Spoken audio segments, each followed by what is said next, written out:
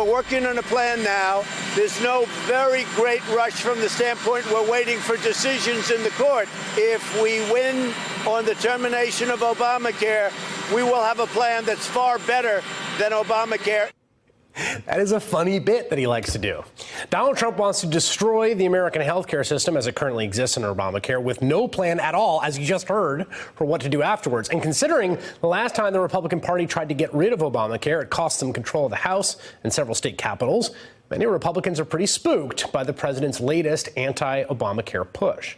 One Republican senator who didn't want to use their name told Politico, quote, "We need a plan, and right now we don't have one. I'm not going to just throw this to the whims of our creativity."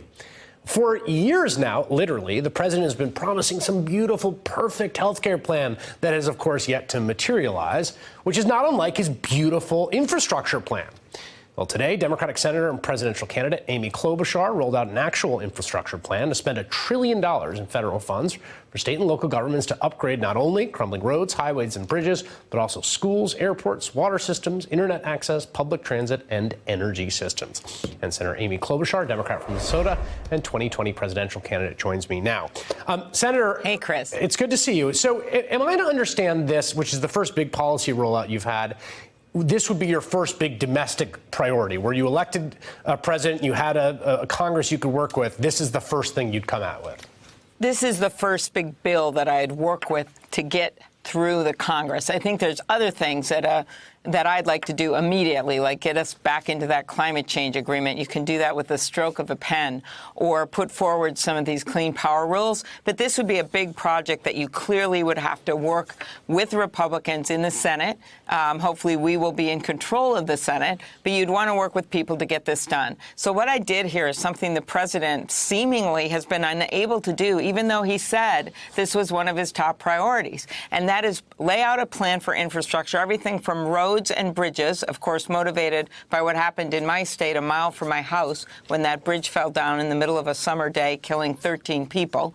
Look at rail systems and water systems. Look at the flooding that we're seeing right now in Iowa. And a lot of this means infrastructure. It means sewer systems, some of the stuff that's not so glamorous. Crumbling public schools like we saw in Baltimore this last winter, where the heat wasn't even working. So these are things we have to do as a nation. And I also showed how I was going to pay for it. And so far, this president's plan has been a mirage, Chris. He said he wants to do it, and then he maybe puts a fifth of the money out there and doesn't really show how he's going to pay for it, and hasn't been able to get it done. One of the things that I think the first item as I was going through is roads and bridges and things like that. You talk about congestion and the like. You also talk about the need to build green infrastructure. Do you see those as intention in any way, right? Building out the infrastructure for fossil fuel driven cars and the way those drive emissions with expanding the transportation infrastructure under the kind of old combustion engine automobile? Not really, because I think you're going to have an electric grid in the future as we're going to see more and more transition. You're still going to need roads, but you are going to have to adjust some of the signage and things like that and how those roads work. But certainly part of this is transit and making sure we have good rail and other things that are very consistent with those goals. And one of the ways you pay for this, which you didn't ask, but I just can't help but want to put out there because there are ways to pay for this, and that is the portion of the Republican tax plan that was so regressive, where the corporate tax went all the way down to 21%. Right. Every point was $100 billion. And so literally you could still be at 25% and have $400 billion for infrastructure. The way they did the overseas money, which was unbelievable, because no one could really figure it out. Remember how that thing came out so quickly? Yep. Well, they did it as an average of all the country's taxes. Instead of taking each country's taxes, you could save $150 billion on that overseas money. And so you combine it, plus you do some government bonds and an infrastructure financing authority, which will attract some private money, and that's about a third of this. And you literally can get to the $1 trillion, something that Democrats and Republicans and independents have been asking for a long time. Yeah, there's an argument to be made that the depths of the corporate tax cuts give Democrats a kind of pay for a lot of stuff should they take office, because they cut so deep. deeply. You voted present this week along with your colleagues, except for 4, I think, on the Green New Deal. People said it was a sort of gimmick by McConnell. You weren't going to kind of play his game. But do you support it? What is your feeling about it? Yeah, I'm a co-sponsor, and I think it is so important to move forward and just stop talking about this problem and start doing something about it.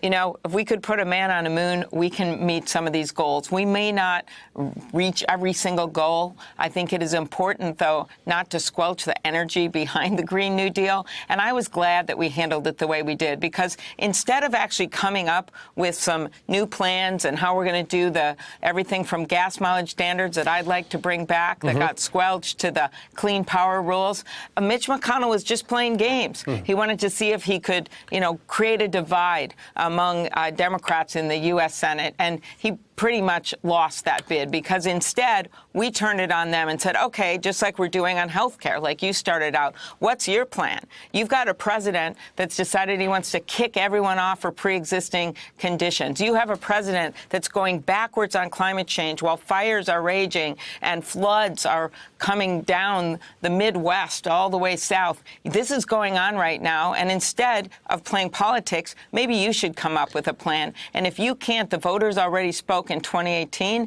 and they're going to speak again in 2020. I want to ask you, before I let you go, about an exchange you had with Rand Paul today on the floor of the Senate. Oh, that's always fun. You asked for unanimous consent for a resolution similar to the one that passed in the House 420-0 to make the full Mueller report public. He objected to unanimous consent, said he wants all of the, I guess, material that began the investigation in Obama to be made public. You objected to that. How did you read his objection? Is it a good faith one or a bad faith one?